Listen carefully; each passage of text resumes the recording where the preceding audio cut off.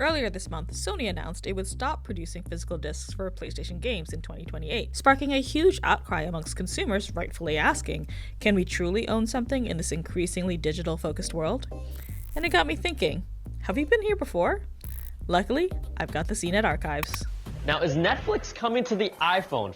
Well, a report from Multi-Channel News says the video streaming service is coming to not only the iPhone, but the iPod Touch and the Nintendo Wii. Who was watching Netflix on the Wii? Show yourself in the comments. Netflix keeps pushing its TV everywhere strategy where subscribers can already access the service on their PC or Mac, Xbox 360, TiVo, other set-top boxes, and specific TVs. Now, Netflix had no comment, but you can bet this app will be Wi-Fi only. Okay, so Netflix was pushing more streaming, but how did we feel about the slow push away from DVD and Blu-ray rental?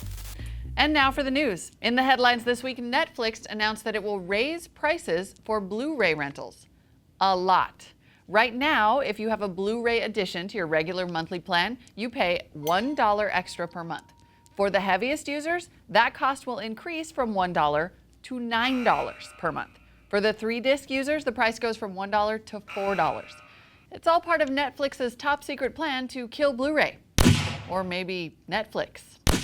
Yeah, it did not kill Netflix. It only grew stronger. Okay, can we talk about cloud gaming? With gaming, it usually involves a console like a PS3 or computer and the software like a disc or cartridge. But what if you could skip all that and stream your games to any device? With cloud gaming, the games are streamed from a server to your device in real time. That means you'll never need any special hardware to play the games you love. Oh my God! Wow! Game saves, settings, and even updates, all those things happen in the cloud. Let's take a look at one of the leaders in cloud gaming, OnLive. After downloading the online software on your computer and mobile devices like this Android tablet, you can instantly demo games or purchase and play the complete versions. Controls happen on screen, and considering the app has to send these motions to a server somewhere and back to my device, it's surprisingly fast. Now, these on-screen controls do take some getting used to, so if you're a gamepad kind of person, OnLive does have a universal controller that's compatible with a few Android devices and some computers. You can plug it into your computer or pair it with your tablet over Bluetooth. It does get laggy sometimes, but it's the next best thing to a gaming console when you're on the go. Gaikai, which means open ocean in Japanese, is also playing the cloud game. But instead of offering full games, it only offers demos. The idea is that you can try a game by playing it online before buying the full version. That's a big deal when the price of popular games usually starts somewhere around $50. You can see the showcase of game demos on Gaikai's website and play them on your computer, but the tech isn't available for mobile devices just yet. Gaikai and OnLive are two examples of platforms that bring high-quality PC games to all of your devices and stream them to you on the fly. Hang on. I have to point out the irony. Not only did Sony buy OnLive in April 2015 and immediately shuttered it, they also built PlayStation Now using the infrastructure of Gaikai. It's all Sony, all the way down.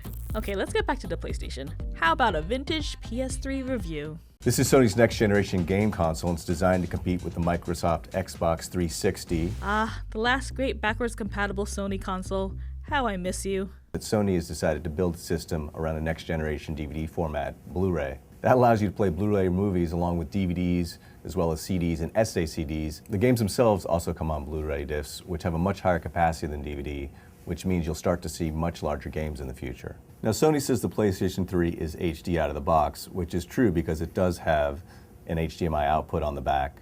However, the system does not come with an HDMI cable, and the AV cable that it does come with is only an analog composite connection with audio outs. Sony does offer a component video version of this, which gives you another option for HD. Rounding out the back panel, there's also an optical digital audio output for surround sound and an Ethernet port, but at the same time, there is built-in Wi-Fi, which most people will want to use.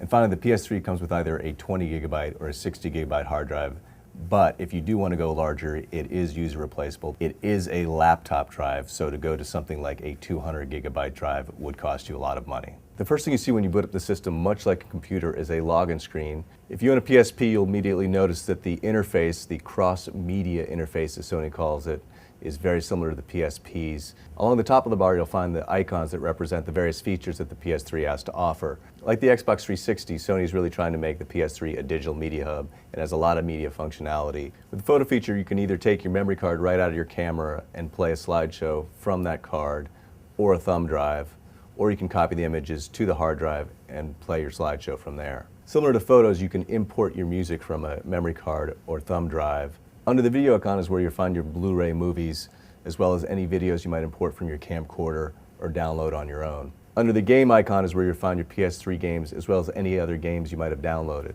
Up next is the network icon. Here you can actually launch a browser and surf over to any website you normally would.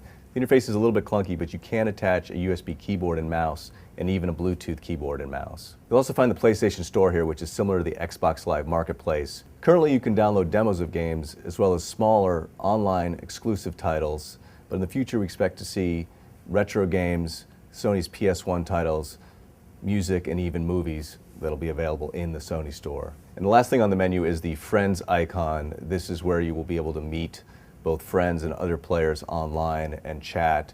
Right now there's only text chatting, but in the future there'll be voice and video chatting as well. We've talked about all the things that the PlayStation 3 can do, but at the end of the day, what people are really interested in buying the system for is the gameplay.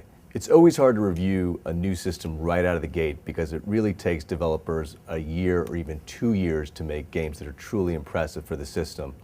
So the launch titles for the PS3 aren't all that impressive. The graphics really are about on par with the Xbox 360 at this point, so there isn't really a game out there that truly distinguishes itself. We've downloaded a demo of MotorStorm, and this does look like it's going to be one of the more graphically impressive early titles for the system. The graphics are sharp, there's a level of detail here that we haven't seen on some of the early titles, and the gameplay seems really fun. It does also make use of the 6-axis controller. You can steer your car or motorcycle by simply turning the controller rather than pressing any of the buttons. You're going to see an option for this type of control in a lot of PS3 games going forward. However, the controller isn't quite as dynamic as the controller for the Wii in that regard. Now, some people are going to be interested in buying this as a Blu-ray player because it is currently the least expensive Blu-ray player on the market. And what we can say from our tests is that the PS3 does a comparable job to other standalone Blu-ray players on the market that currently cost twice as much. Alright, so we looked at Netflix changing movie consumption, we looked at the rise of online gaming and streaming, and we brought it back to the swing Sony made making a gaming device that was so heavily tied to a physical medium like Blu-ray. So where does that leave us now? Let me know in the comments how you feel about going all digital, and maybe we can open up the archives another time.